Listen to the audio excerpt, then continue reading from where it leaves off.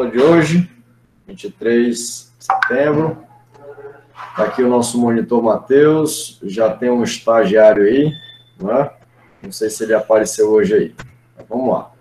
Hoje nós vamos ver o quê? Lei combinada dos gases, nós vamos ver mistura dos gases e cálculos estequiométricos envolvendo gases, tá? A gente vai ver esses três aí, esses três tópicos, beleza? Na lei combinada dos gases, nós temos o quê? Como nós vimos na aula passada, nós vimos a lei dos gases ideais, né? A gente falou lá do P vezes V igual a N vezes R vezes T, tá bom? Agora, veja bem, se você tem um determinado gás, tá?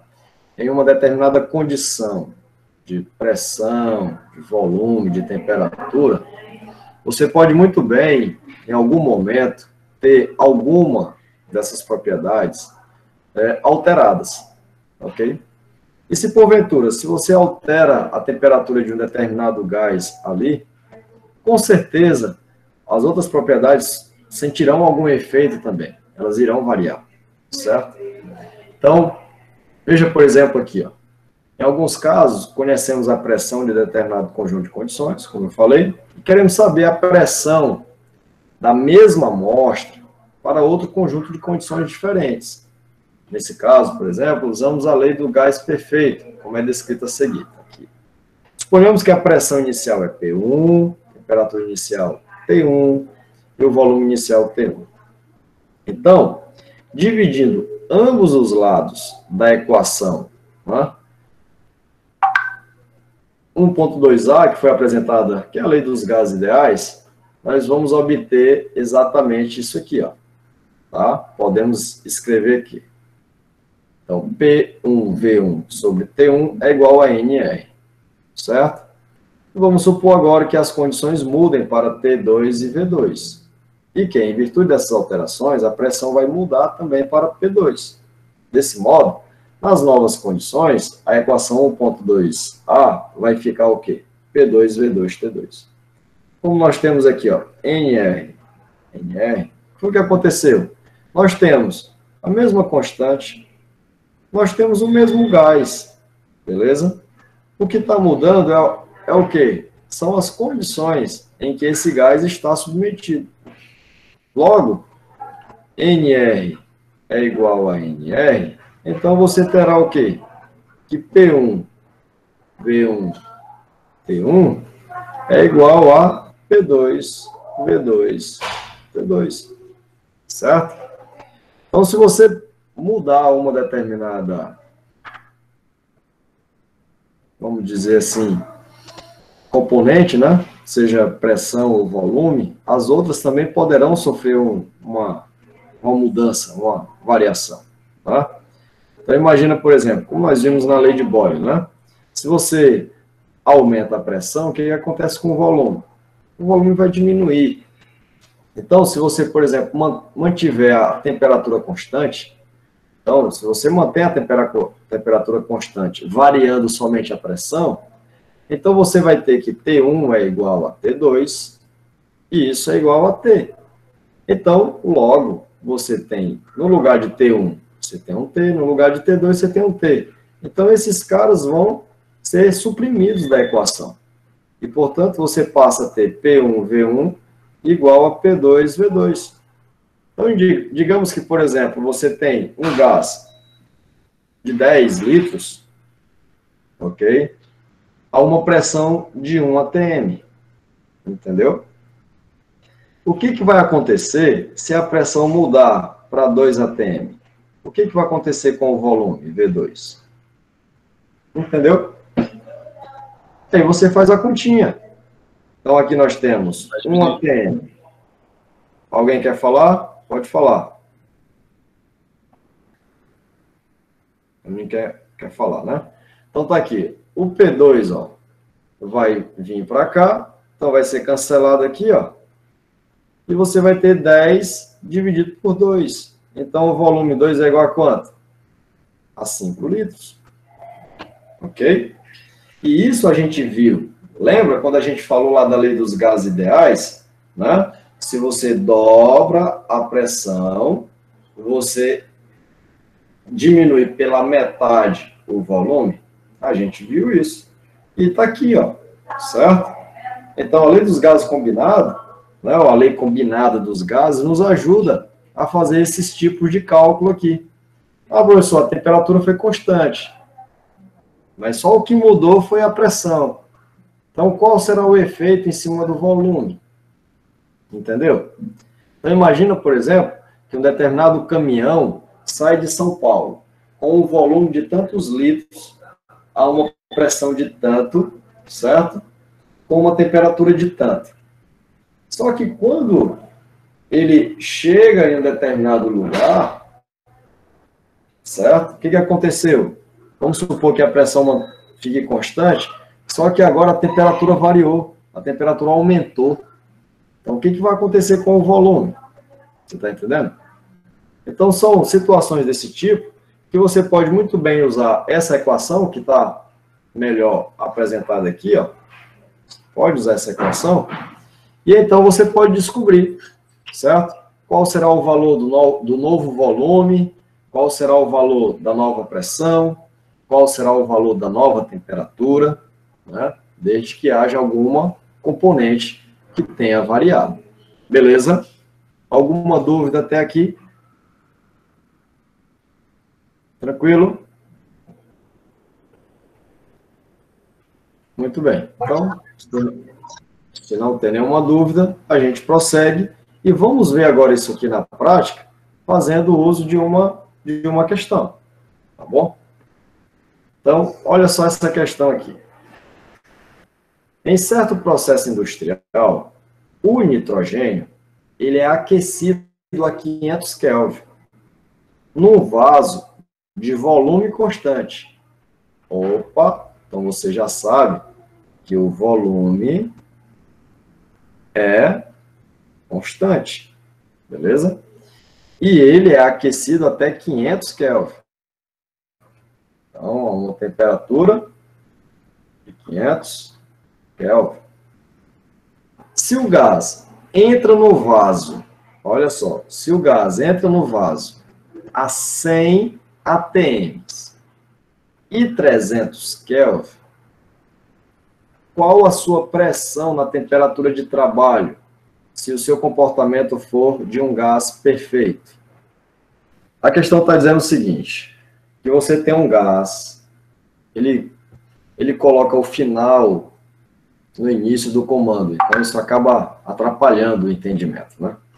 Então ele diz que tem um gás que entra num vaso a 100 atm e 300 Kelvin, ok?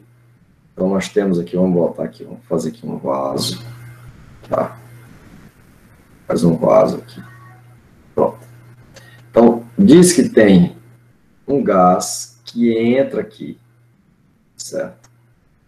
A uma pressão inicial de 100 atm e uma temperatura inicial de 300 atm. Ok?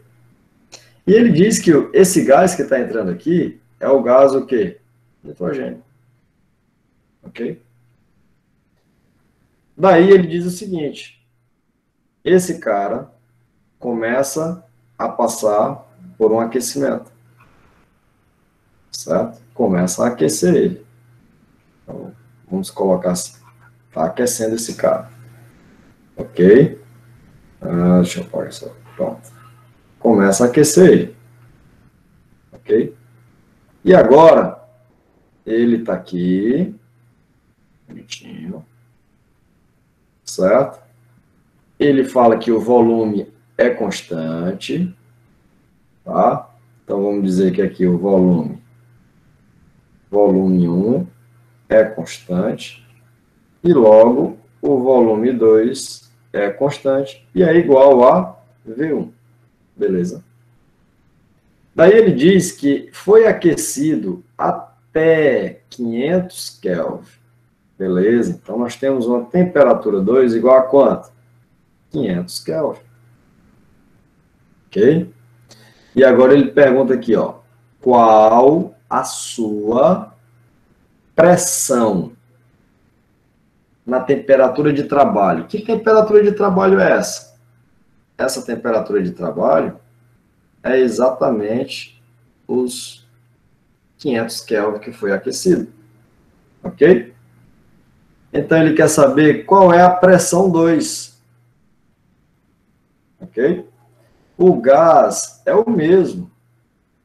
Não foi colocado nada além de calor. Foi aquecido. Beleza? Então, são essas as condições que você tem. Inicialmente, um gás, nitrogênio, um volume que ele não diz, um volume desconhecido, tá? Mas esse volume, ele se mantém aqui e se mantém também aqui. Então, aqui nós temos condição 1, nós temos condição 2, tá? A condição inicial foi que esse gás, ao entrar no vaso, ele estava submetido a 100 atm e 300 Kelvin de temperatura, tá? Depois, no momento de trabalho, na temperatura de trabalho, ele foi aquecido e saiu de 300, aqui está 300 atm, né? Deixa eu apagar aqui. Ele saiu de 300 Kelvin, tá? E foi para 500 Kelvin. Então, o que mudou foi a temperatura. E agora a pergunta dele, qual é a pressão? Se o volume é constante e houve uma variação de temperatura, então deve ter havido uma variação de pressão, beleza? E a pergunta de cara eu faço para você, o que você espera? Uma pressão maior do que 100 atm ou uma pressão menor a 100 atm? Coloca no chat aí. Vai ser se ele for aquecido, eu espero que a pressão aumente, né? Pronto, então tá o Iago dizendo que, ó, se foi aquecido, espera-se que a pressão aumente, né? Vocês concordam com ele? E se concordam, vocês estão tendo essa conclusão baseada em quê? No aumento do agito das moléculas. No aumento do agito das moléculas. Mas isso quantitativamente está explícito através de quê? Tem alguma equação que corrobora esse entendimento? A dos gases ideais, da pressão sobre o volume 10. Dos gases ideais. Tá? Se você for olhar aqui, ó, o P, V igual a N, R, T.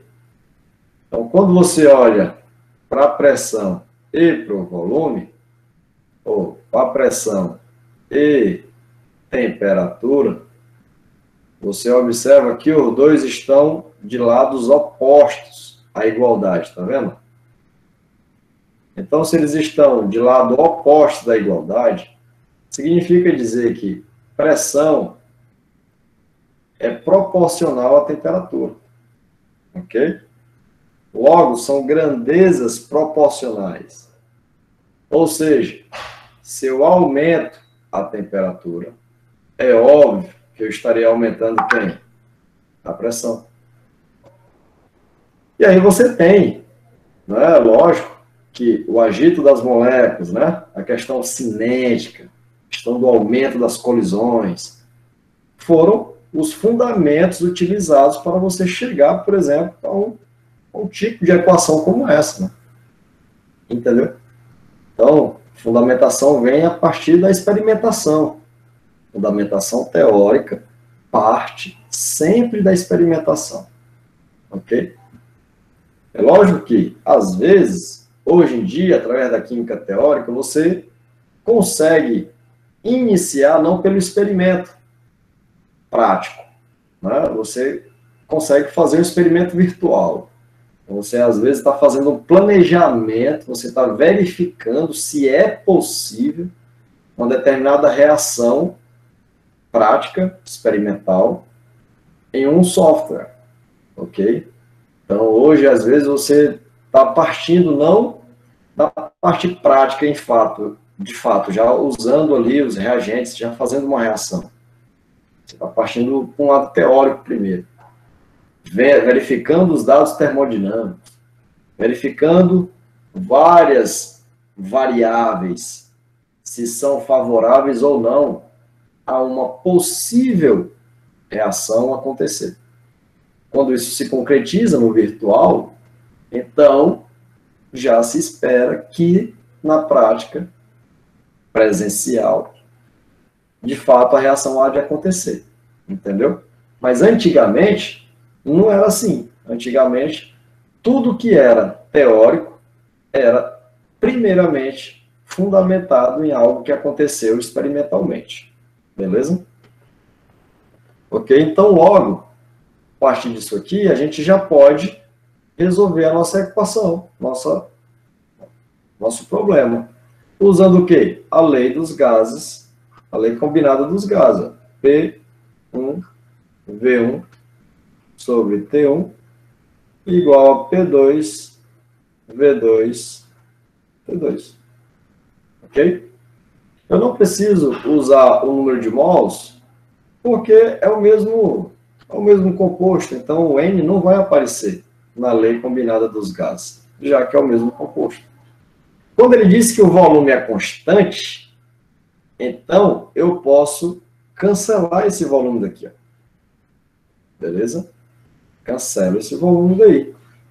Então nós temos o quê? P1 sobre T1 igual a P2 sobre P2. Beleza? Então, se o P1 é 100, então eu coloco 100. O T1 é quanto? 300? Coloco 300. O P2, eu quero saber, eu vou dizer que é X. E o T2 é 500. Vou colocar 500. Ok? E observe-se. Temperatura, a gente trabalha em Kelvin. E em Kelvin. Beleza? Pressão está em ATM. Logo, o meu P2 vai ser dado em ATM. Legal? Então, pronto. Então, aqui você tem, ó. Eu posso cancelar esse zero com esse zero. Esse zero com esse zero. Ou poderia ter cancelado o de cima com o de baixo, de cima com o de baixo. Ok? Eu cancelei logo esses dois aqui para, na minha opinião, ficar mais fácil. Porque agora você tem o 5, deixa eu mudar de cor a caneta. Nós temos aqui, ó, o 5 multiplicando o 100 e dividindo por 3. Então, nós temos que o nosso x ficou igual a quanto? 500 dividido por quanto? Por 3. Beleza? Aí, 500 dividido por 3 vai dar quanto? 500 dividido por 3. Como a gente pode usar a nossa calculadora, então, a gente pega aqui, ó, 500 dividido por 3, 16667. Então, nós temos, ó, 16667. Ok? ATM. Beleza? Então, verifica-se que, de fato, a pressão aumentou. Ela era de 100, passou para quanto? 167, aproximadamente, se não tivéssemos casos decimais. Ok? Alguma dúvida? Tranquilo demais aí? Sim ou não? Sim. Sim, tudo bem. Perfeito. Então, agora, vamos lá. Eu vou dar aqui, ó, de 3 a 5 minutinhos para vocês fazerem esse daqui. Vamos lá. Pessoal, a temperatura está em graus Celsius, então a gente transforma para Kelvin, né? Então, você já sabe que a temperatura em Kelvin é a temperatura em graus Celsius, mais 273,15. Não esqueça do 15, tá bom? Então, nós temos que a nossa temperatura 1 é Ele foi resfriado de 100 para 25. Então, T1 é 100. 100 mais 273 vai dar 373,15 Kelvin. T2 foi para 25 graus Celsius. 25 com 273 vai dar quanto? 298,15 Kelvin. Beleza? Então, tá aqui as nossas temperaturas. Volume variou de 20 para 10. Então, V1 é igual a 20 litros. V2 é igual a 10 litros. E a pressão inicial, P1, foi 1 bar. Então, ele está querendo saber quem? P2. Deixa eu usar uma outra cor aqui. Vamos lá, então. Então, vamos isolar logo o P2. Né? Isolando o P2, nós temos o quê? O T2 vai para cima multiplicando. Então, nós temos P1, V1, T2. E o V2 que está multiplicando o P2 passa dividindo aqui. Ó. Então, nós temos T1 vezes V2. Então, o P1 é 1, o V1 é 20, e o T2, 298,15. O T1 é 373,15, e o V2 é 10. Pronto. Então, P2 deu igual a quanto? Faz essa conta aí agora. Nós temos aqui 1 vezes 20 vezes 298,15 dividido por 373,15 e dividido aqui por 10. Pronto. Então, nós temos aqui uma pressão de 1,598,0 bar. Beleza? Que, obviamente, se a gente for considerar duas casas decimais, aproximadamente vai dar 1,6 bar. Beleza? 1,6 bar. Vamos falar agora, pessoal, de mistura dos gases. Aqui o negócio começa a ficar mais interessante, mais animado. Entendeu? Então, aqui nós temos o seguinte. Quando a gente fala de mistura dos gases, imagina, por exemplo, dentro de um recipiente em que você tenha oxigênio, CO2, nitrogênio, argônio, por exemplo. Tudo são gases, certo? E vamos supor que aqui você tem um manômetrozinho, né? Onde aqui vamos supor C0, aqui C1, aqui 2, por exemplo. Né? E você tem, imagina aí, um pino marcando, vamos colocar aqui, 1,5 de pressão, tá bom? Então, tá marcando aqui o manômetro, tá marcando 1,5 de pressão, beleza? É lógico que você vai saber que essa pressão aqui, ela é uma pressão total, né? São todos os gases que estão se chocando aí, estão se chocando na parede do recipiente, beleza? Tá todo mundo em movimento caótico aí, certo? Se chocando, beleza? Então, querendo ou não, você tem aqui, nesse caso, você está registrando uma pressão total, vamos dizer aqui, 1,5 atm, entendeu? Mas o grande lance seria saber qual seria a pressão do CO2, qual seria a contribuição do N2, qual seria a contribuição do oxigênio e qual seria a contribuição, por exemplo, do argônio, entendeu?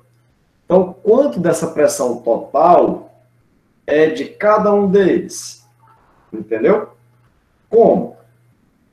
Daqui a gente já tem uma percepção de que, se todos esses caras são gases e todos estão em completo movimento, então essa pressão total, ela reflete a soma das pressões de cada um. Ok? Já já a gente vai saber que isso tem a ver com uma lei, a lei de Dalton, né? Então a pressão desses caras aqui, o somatório das pressões, vou botar assim, ó, somatório das pressões parciais, isso é igual à pressão total. Nesse caso aqui do sistema. Beleza? Mas, Wagner, como é que eu posso, por exemplo, calcular a pressão parcial? Certo? Como é que eu posso calcular a pressão parcial desse gás? Se eu tenho apenas a pressão total. Bem, aqui você tem uma relação dessa pressão parcial e a pressão total, mas tendo o quê? A relação da fração molar.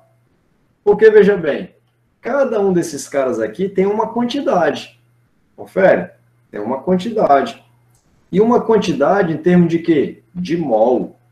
Então, eu tenho o número de mols de CO, eu tenho o número de mols de oxigênio, eu tenho o número de mols do argônio, eu tenho o número de mols do nitrogênio, que me representa a quantidade de matéria de cada um deles, que está exercendo uma pressão, beleza?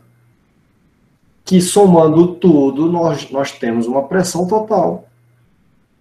Logo, se eu sei qual é a fração molar, se eu sei exatamente, né, qual é a contribuição molar no todo do número de mols,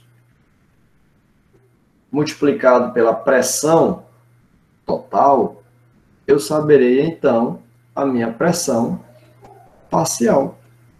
Beleza? Pressão parcial. Ok? Logo, eu preciso lembrar como é que eu calculo essa fração molar. Olha aqui a fração molar, como é que a gente calcula. A fração de um determinado gás dividido pelo número de mols total. Está aqui, ó. Número de mols total. Número de A, mol de B. Então, se eu tenho, por exemplo, esses 4 gases aqui, qual seria o número de mols total? Seria o número de mols do CO, mais o número de mols do argônio, mais o número de mols do oxigênio, mais o número de mols do nitrogênio. Então, somando o número de mols de cada um, eu tenho o número de mols total.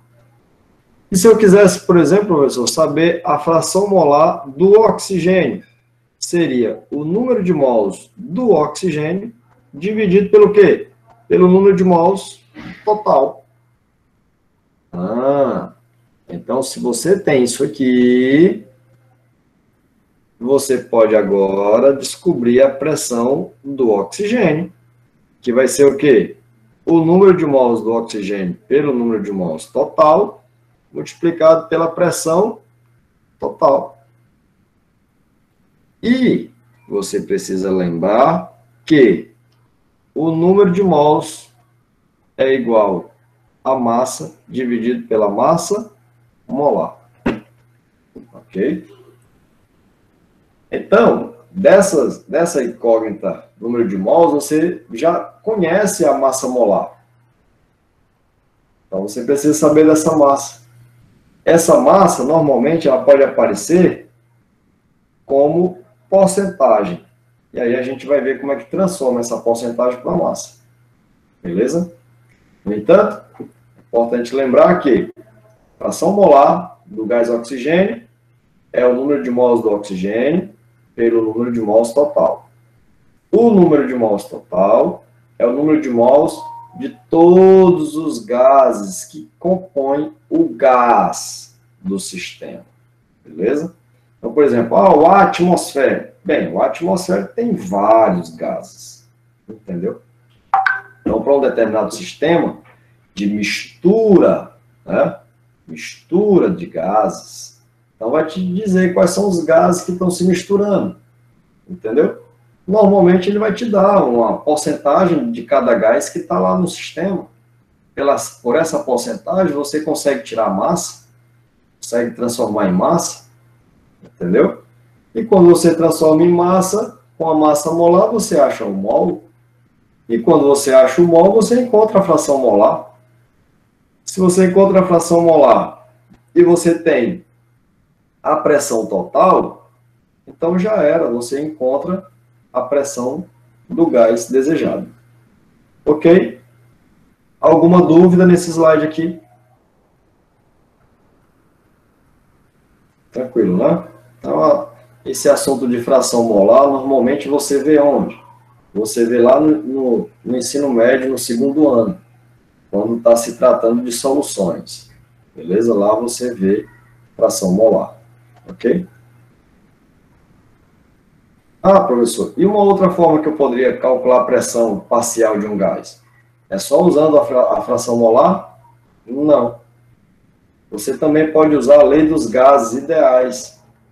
Não sei se vai aparecer aqui. Ah, não vai. Então, deixa eu colocar aqui. Então, você pode muito bem saber, ó, a lei é P vezes V igual a N vezes R vezes T. Concorda?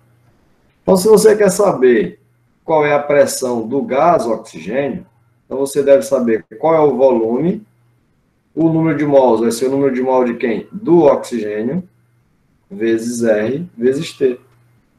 Então, você também pode encontrar por aqui, ó. Beleza? Esse volume, professor, é o quê? O volume do sistema, o volume... Ah, professor, só está falando em sistema. Como é que é esse negócio? Cara, quando eu falo em sistema, eu estou falando de recipiente, do teu objeto de estudo, entendeu? Então, se, por exemplo, é uma bacia, então é o volume da bacia, é um balde, o volume do balde, é um cilindro, é o volume do cilindro, entendeu? Então, quando eu falo de sistema, é o teu objeto de estudo. Então, eu vou precisar do volume do sistema, tá? A constante dos gases, eu já sei, ok? E a temperatura pode ser registrada com o termômetro ali. Então, você já tem também a temperatura, ok? Então, para você encontrar a pressão de determinado gás, você só vai precisar, de fato, do número de mols desse gás, ok? E, obviamente, né, volume R e T, ok? Certinho? Então, você tem essa forma de encontrar a pressão do oxigênio, aqui, ó, pressão do oxigênio, e você também pode encontrar a pressão do oxigênio por aqui. Uma das duas formas você vai encontrar, você vai poder usar, ok? Certinho? Então, vamos para frente. Aqui, ele vai mostrar exatamente essa relação, né? Que a pressão de um com a pressão do outro, mais a pressão do outro, mais a pressão do outro, é igual a fração molar de um, mais a fração molar do outro, mais a fração, entendeu? Multiplicado por P, no final vai ser igual a P. Então, lembre-se que, por exemplo, a fração molar do oxigênio, mais a fração molar do CO2, mais a fração molar do nitrogênio, mais a fração molar do argônio, no exemplo anterior, tudo isso tem que dar igual a 1. Beleza? A fração, ela chega num ponto de 100%. 100% é 1. Ok? Quando todos os gases são perfeitos, a pressão parcial, como definida na equação anterior, também é a pressão que cada um dos gases exerceria se ocupasse sozinho, na mesma temperatura da mistura, o volume total da mistura. É como se você tivesse, são 4 gases? São. Deixa só um. Qual é a pressão dele? É tanto. Tira ele, bota o outro. Qual é a pressão dele? É tanto. Tira esse daí, bota o terceiro. Tira o terceiro, bota o quarto. Tira o quarto. Somou a pressão de todo mundo? Somou, deu tanto. Bota os 4 juntos para ver. Vai dar o mesmo valor. Entendeu? Logo, temos a lei de Dalton. A pressão exercida por uma mistura de gases é a soma das pressões que cada um deles exerceria se ocupasse sozinho todo o recipiente. Beleza? Imagina, por exemplo, assim, um exemplo bem, podemos até dizer tosco. Eu estou num determinado lugar. Eu tenho uma determinada forma de respirar. Então, eu respiro uma quantidade de oxigênio por minuto, por exemplo. Certo? O Orlando, o Iago também tem uma quantidade que ele respira por minuto. O Matheus também tem. A Laniele também tem. Tá. Se colocarmos nós 4 no mesmo local, a gente vai respirar quanto de oxigênio por minuto? A quantidade individual de cada um somada. Entendeu? Então, é isso. Uma forma ilustrativa, nós temos aqui, ó. Suponha que estejamos interessados na composição do ar que é inalado e exalado. Suponha ainda que saibamos que certa massa de dióxido de carbono exerce uma pressão de 5 kPa. Então, nós temos, ó, dióxido de carbono exercendo uma pressão de 5 kPa quando está sozinha no recipiente. E que certa massa de oxigênio exerce uma pressão de 20 kPa quando também está sozinha no recipiente e com a mesma temperatura. A temperatura sabe que é crucial, então a temperatura tem que manter constante. Você não vai poder comparar banana com laranja, tem que ser banana com banana. Então, vai ter alguém que vai ser constante. Então, nós temos aqui, ó, oxigênio com 20 kPa, dióxido de carbono com 5 kPa. Tá. Assim, quando os dois gases estão presentes no recipiente, o dióxido de carbono na mistura contribui com 5 kPa para a pressão total e o oxigênio contribuiu com 20 kPa. De acordo com a lei de Dalton, a pressão total da mistura é a soma dessas duas pressões, ou seja, 25 kPa. Então, se a pressão do CO2 foi de 5 kPa, e a pressão do oxigênio foi de 20 kPa. Então, quando eu juntei CO2 e oxigênio, né, imagina aí, qual foi a pressão, né, qual foi a pressão total exercida pelos dois gases? Foi 5 mais 20, igual a quanto? 25 kPa. Beleza? Daí, esse exercício proposto, ele diz o seguinte: suponha que determinada quantidade de nitrogênio, suficiente para gerar uma pressão de 10 kPa quando sozinho, é introduzida na mistura. Nessa mistura, então, agora você vem e coloca aqui, ó, quem? Nitrogênio, que tem uma pressão parcial igual a 10 kPa. A pergunta é, qual é a nova pressão total? Ora, se só com CO2 e O2 era 25, colocou agora mais 10. Então, vai para quanto? Vai para 35 kPa. Entendeu? Aqui a resposta, 25 kPa.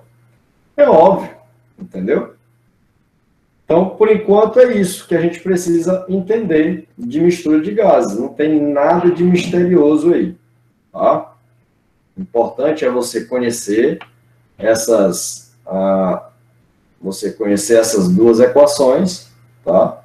Que lhe ajudam a calcular, certo? A pressão parcial de um determinado gás. Então, tem que lembrar disso. Tem que lembrar disso, que é uma derivação disso aqui. Ok? É isso que interessa. Vamos ver, então, aqui um exercício. Vamos lá. Esse aqui é um exercício... Pois não, pode falar. Rebeca, se eu poderia só repetir a última parte, porque eu tive que sair para atender uma ligação rapidinho. Por favor. A última parte aqui diz o seguinte. Você tem aqui a lei de Dalton, que ela fala o quê? Que a pressão exercida por uma mistura de gases, uma pressão total de vários gases em movimento, tá? Ela vai ser igual à soma das pressões de cada gás. que cada um exerceria sozinho, se ocupasse um determinado recipiente. Aí ele coloca aqui, por exemplo, imagina o dióxido de carbono dentro de uma sala de aula, exercendo uma pressão de 5 kPa. Aí tira o dióxido de carbono, tirou. Bota só o oxigênio. Bem, aí a pressão agora do oxigênio sozinho foi 20 kPa. Eita, professor. Então, o CO2 sozinho foi 5. Foi. E o oxigênio sozinho agora, 20. Foi. Tá. Então, se os dois gases estiverem presentes no recipiente, o dióxido de carbono contribui com 5 e o oxigênio contribui com 20. De acordo com a lei de Dalton, a pressão total do sistema é a soma das duas pressões. 5 mais 20 vai dar quanto? 25. Aí aqui no exercício proposto ele diz, imagine agora esse mesmo sistema de CO2 e O2, você colocando o N2. Coloca N2 agora. E qual é a pressão do N2 sozinho na sala? 10 kPa. Então, quando eu colocar junto aqui, ele vai contribuir com quanto? Com 10 kPa. Se o oxigênio já contribuiu com 20, o CO2 com 5, e agora o N2 com 10, então vai ficar 5 mais 20, que era do CO2 e do oxigênio, deu 25, mais o 10 do nitrogênio que está vindo agora, vai dar um total de quanto? De 35 kPa. Ok? Então é só lembrar, se a questão já dá as pressões parciais de cada um, e ele pede a pressão total, é lógico que você só precisa somar a pressão parcial de cada um, e você já terá a pressão total. Ok? Se porventura ele pede a pressão total, mas ele não te dá as pressões parciais, então você vai em busca da pressão parcial de cada um dos gases.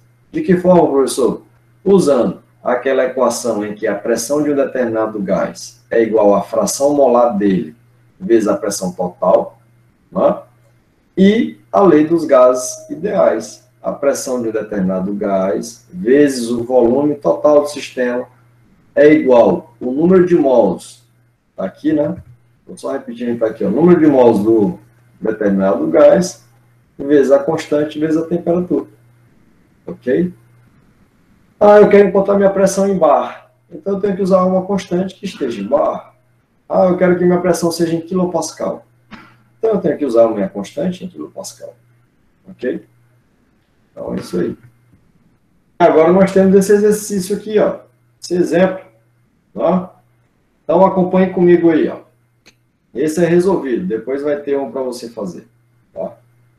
A composição do ar seco em porcentagem ponderal, isto é, em massa, porcentagem em massa, ao nível do mar é aproximadamente 75,5% de nitrogênio, 23,2% de oxigênio e 1,3% de argônio. Então tá aí. Aproximadamente são esses os dados. Qual é a pressão parcial de cada componente quando a pressão total é igual a 1,20 atm? Entendeu? Aí o que você tem, professor? Bem, eu tenho uma porcentagem em massa. E eu tenho a pressão total. Para mim achar a pressão parcial de cada um, eu preciso da fração molar de cada um. E para mim encontrar a fração molar de cada um, eu preciso do número de mols de cada um. E para encontrar o número de mols de cada um, eu preciso saber o quê?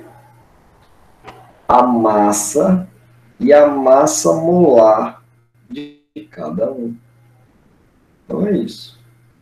Certo? A gente poderia até colocar aqui nessa sequência aqui, ó. Né? Para mim encontrar a pressão total, eu dependo, vamos colocar assim,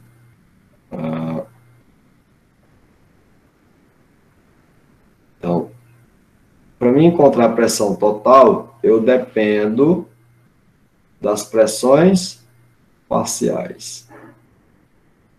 Para mim encontrar as pressões parciais, eu dependo da fração molar. E para encontrar a fração molar, eu dependo do número de mols. Para encontrar o número de mols, eu dependo da massa e massa molar. Ok? Então, se eu tenho esses dados, né, massa e massa molar, então eu tenho o número de mols. Se eu tenho o número de mols, eu tenho a fração molar, né? Então, com a fração molar, lógico, a pressão total seria o somatório das pressões parciais, né? Mas nesse caso aqui, usando a fração molar, eu precisaria da pressão total aqui, né? Então, vamos colocar aqui, ó. Deixa eu só inverter isso aqui. Aqui não dá para me fazer o que eu queria. Vamos fazer assim. Então, para mim ter, deixa eu botar em vermelho, pressão total, eu encontraria então as pressões parciais. Tá? Então, juntando isso, teríamos as pressões parciais. Agora, professor, aqui na questão ele deu porcentagem. Só que ele falou que é porcentagem ponderal, então isso é porcentagem em massa. Significa dizer que eu posso transformar essa porcentagem em massa, professor? Pode. Bora somar tudo? Bora. Aí você soma aqui, ó, 75,5. Mais quanto? 23,2. Mais quanto? Mais 1,3. Vamos lá. 5 mais 2, 7. Mais 3, 10. Aí 1. 5, 6. 6 mais 3, 9. Mais 1, 10. Vai 1. 7, 8, 9, 10. Olha aí que legal. Então, a soma das porcentagens deu quanto? 100%. Então, eu posso dizer que 100% vale 100 gramas. Entendeu? Daí, a porcentagem de cada um já vai virar grama. Então, você pode fazer isso. Soma primeiro as porcentagens e o somatório das porcentagens valerão 100 gramas. E aí, o que tiver de porcentagem, automaticamente, nesse caso, já vira grama. Porque daí, ó, 75,5% vale quanto? 75,5 gramas. E assim sucessivamente. Olha o que tem aqui embaixo. Tá vendo? Então, assim, a massa, por exemplo, de N2 presente é 75,5% de 100 gramas. Ou seja, 75,5 gramas. Com esses dados, agora, tudo transformado em gramas, 75,5 gramas. Tá, então, aqui é 75,5 gramas. Aqui virou 23,2 gramas. Aqui virou 1,3 gramas. Tá, tudo grama. Agora, o que eu faço? Eu vou atrás do número de mols. Porque já que eu tenho a massa aqui, ó, a massa molar eu também já conheço. A massa molar do N2 é 2 vezes 14 gramas por mol, que é a massa do nitrogênio na tabela periódica. Então, isso aqui vai dar quanto? 28 gramas por mol. O do oxigênio é 16, né? Então, 16 vezes 2, 32 gramas por mol. E nesse caso do argônio é aproximadamente igual a 40. Então, 40 gramas por mol. Então, você já tem a massa molar de cada um e tem a massa. Você encontra quem agora? O número de mols. Aqui, ó. Aqui nós temos as massas de cada um, tudo direitinho. E agora aqui nós vamos atrás do número de mols. O número de mols do nitrogênio é a massa dele, que vem da porcentagem, dividido pela massa molar. A massa dele pela massa molar. A massa dele pela massa molar. Nesse caso aqui ele usou exatamente o valor. Né? Ele não fez os arredondamentos antes. Então, se for dado a massa da tabela periódica, use a massa da tabela periódica. Feito isso, somou tudo, dividiu, bacana. Então, tem a quantidade de mol do nitrogênio, quantidade de mol do oxigênio, quantidade de mol do argônio. Beleza? Isso é o número de mols. Tá bom? Então, o número de mols total, né? O número de mols total vai somar o 2,69 mais o 0,725 mais o 0,033. Quando soma tudo, o número de mols total está aqui, ó, 3,45 mol. Então, 3,45 mol. Agora, se você tem o número de mols total, você pode encontrar a fração molar. Vamos botar aqui a fração molar do nitrogênio, por exemplo. É o número de mols do nitrogênio, que é, ó, 2,69. Dividido pelo número de mols total, que é quanto? 3,45. Essa divisão vai dar quanto? Vamos pegar aqui, ó, 2,69 dividido por 3,45. 0,77. Então, aqui deu 0,7797. Beleza? Aqui. Daí ele usou aproximado aqui, né? 0,78. Entendeu? A gente sempre trabalha com 4 casas decimais. Deixa para aproximação no final. Tá? Então, se você tem agora a fração molar do nitrogênio, então, a pressão do nitrogênio vai ser igual ao quê? A fração molar do nitrogênio vezes a pressão total. Então, isso é igual a 0,7797 vezes a pressão total. A pressão total é de quanto? 1,2. Então, 1,2. Isso vai ser igual a quanto? Multiplica por 1,2. Está aí, ó. Então, aqui nós temos 0,93557. Pronto. Beleza? ATM. E lembre-se que a fração molar ela não tem unidade. Porque você está dividindo ali, ó. Você está dividindo o número de mols de 1 dividido pelo número de mols total. Então, aqui, ó, 2,69 mol dividido por 3,45 mol. Então, não tem unidade. Tá? Sem unidade. Ok? Então, quando você multiplica pela pressão total, que é bar, que é ATM aqui no caso, então a resposta já é em ATM. Tá bom? Então, aqui, no final, ele arredondou para 3 casas decimais. Então, ó, 7 vezes o 5 vira para 6. Então, tá ok. Certinho. Beleza? Então, ó, não foi necessário admitir que os gases eram perfeitos, que as pressões parciais são definidas como isso aqui para qualquer tipo de gás. Você pode, da mesma forma que a gente fez o cálculo aqui para o gás nitrogênio, você faria para o oxigênio e faria também para o argônio. Entendeu? Alguma dúvida, pessoal, quanto ao uso legal aí dessa equação? Não.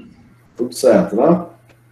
Então, pronto. Então, vamos aqui para um exercício. Vamos lá, tentem fazer esse daí agora. Quando se leva em conta a presença de dióxido de carbono, as porcentagens ponderais são essas aí, ó. Beleza? Então, além de ser... anteriormente tinha 3 gases, né? Agora nós temos 4 gases. Então, você tem esses 4 gases. E a pergunta é, quais são as pressões parciais de cada um quando a pressão total é essa daí? Então, o primeiro detalhe é transformar essas porcentagens tudo em massa. Soma tudo para ver se deu 100